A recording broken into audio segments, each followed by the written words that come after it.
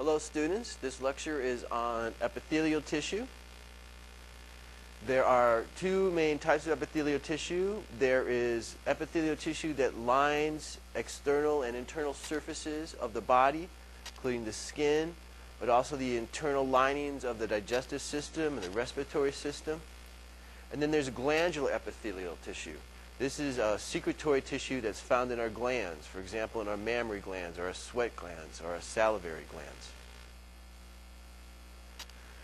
We classify epithelial tissue based upon two things. One, the number of layers that the epithelial tissue has, and two, the shape of the cells that make up that epithelial tissue. Taking a look at that, we have here is a simple epithelial tissue in which there's just one layer of cells. And here is stratified epithelial tissue, where we have several layers of cells stacked on top of each other. Then also we classify epithelial tissue according to shape. And so we start here, we have squamous cells. These cells have a flat shape to them. We have cuboidal cells, cells that are shaped as a cube. And then we have columnar cells, cells shaped as a column. And so putting that all together, we could have stratified squamous epithelial tissue. We could have simple cuboidal epithelial tissue. We could have these kind of different combinations of epithelial tissue that are based upon the layers and the cell shape. Now, an important concept, this is an important concept throughout physiology. We're going to come back to this over and over again. And that the structure of tissue, the structure of a cell, the structure of an organ, ultimately is related to its function. And we're first going to explore that and kind of get a feel for that in this discussion of epithelial tissue. So that, for example, two of the examples I've given here, in the lungs are going to have a simple squamous epithelial tissue. They're going to have one thin layer of cells, because we want gases to be able to pass back and forth through that thin layer from the lungs into the capillaries and into the blood vessels and into the cardiovascular system. However, in the skin, we have stratified squamous epithelial tissue. In that case, we want many layers of flat cells for protection and to prevent substances from entering the body. So this is a kind of a classic example of how the structure of a tissue is related to its function. Let's take a little more. Continue to take a look at that. Here we have simple squamous epithelial tissue. It's just a single layer of cells. It's going to allow for easy passage of materials back and forth. Where do we find this? In the air sacs of the lungs, in the lining of the blood vessels, and of the kidney filtration systems, the kidney glomeruli. And so that's simple squamous epithelial tissue. Again, found in the lungs, in the blood vessels, allows for easy passage of materials back and forth.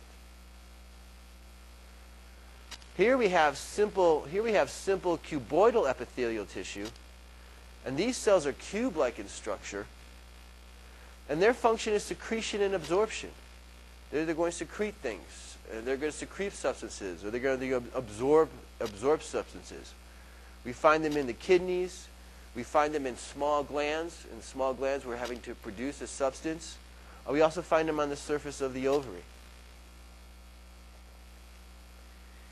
Here we have simple columnar epithelial tissue. In this case, these cells are very tall. There's a lot of space there.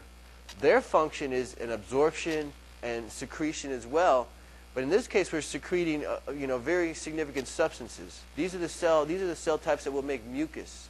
They'll make enzymes or other substances. We'll find these cell types lining the digestive tract.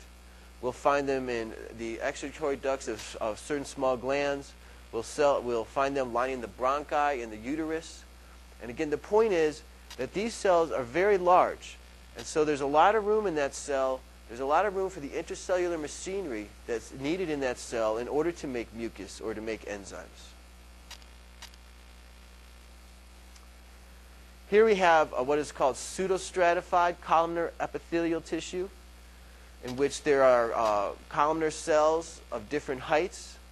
This is also very important. These cells are involved in secretion, the making of mucus.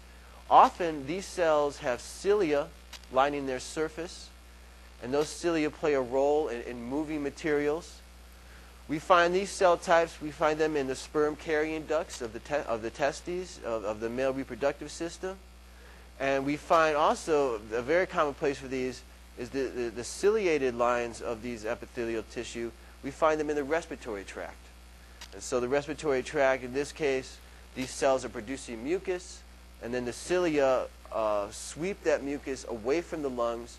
The cilia and the mucus working together trap dust particles and then move those dust particles out away from the lungs. Here, another classic example here, stratified squamous epithelial tissue. In this case, we have these flat cells, but we have multiple layers of those flat cells. This is very important. This is the epithelial tissue that is used for protection.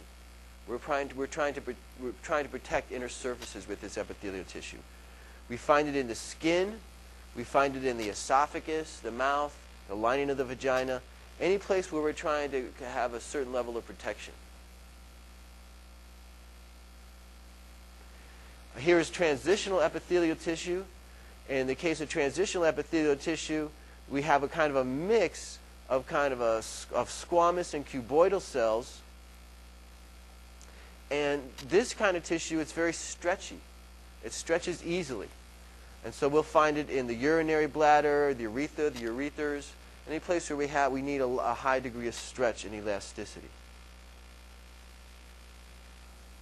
Now, the other type of epithelial tissue that we have is glandular epithelial tissue. And there's just two key things that I want you to come away with the glandular epithelial tissue. One is that we have endocrine glands, and two is that we have exocrine glands. The key thing about the endocrine glands are ductless glands. They secrete their products directly into the bloodstream, and endocrine glands make hormones. That's all they do. Endocrine glands make hormones. Exocrine glands, they'll secrete their products into ducts, and exocrine glands make everything else. That could include glands that are making mucus.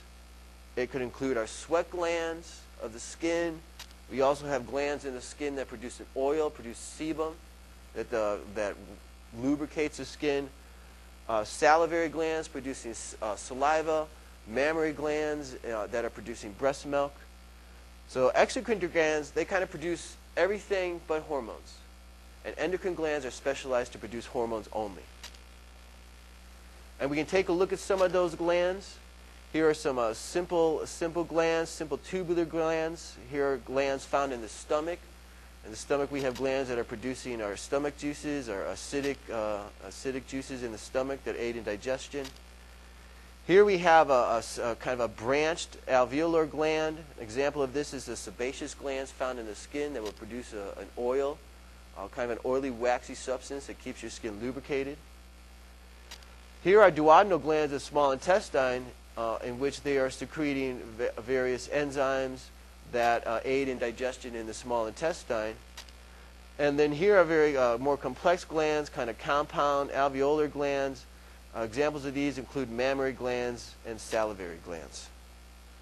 And so that's the epithelial tissue and the different glands and epithelial tissues that are involved in everything from protection to secretion and absorption in the body. Thank you.